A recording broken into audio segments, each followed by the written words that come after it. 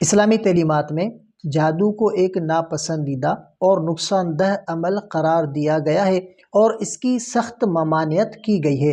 قرآن و سنت میں جادو کے اثرات اور اس کے نقصانات کا ذکر ملتا ہے اور مسلمان مرد و عورت کو اس سے محفوظ رہنے کی تاکید کی گئی ہے۔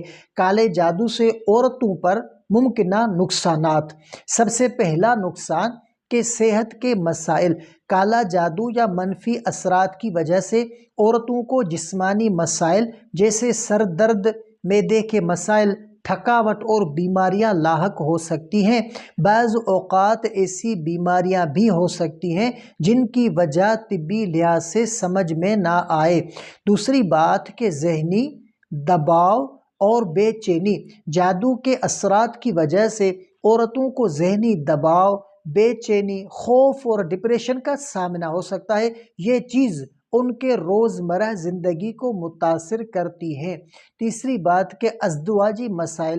کالا جادو کرنے والے بعض اوقات خاندانوں کو توڑنے کی نیت سے کام کرتے ہیں، جس سے شوہر اور بیوی کے درمیان اختلافات پیدا ہو جاتے ہیں اور شادی شدہ زندگی متاثر ہوتی ہے۔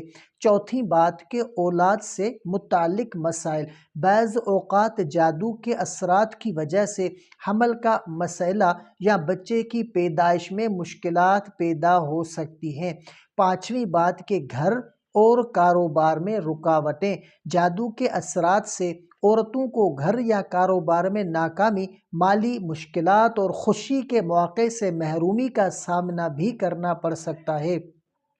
اسلامی تعلیمات میں کالے جادو سے بچنے کا طریقہ۔ اس کو اپنے ذہن نشین کر لیں، محفوظ کر لیں تاکہ آپ ان چیزوں سے بچ سکیں۔ تو سب سے پہلی بات کہ قرآنی آیات کی تلاوت۔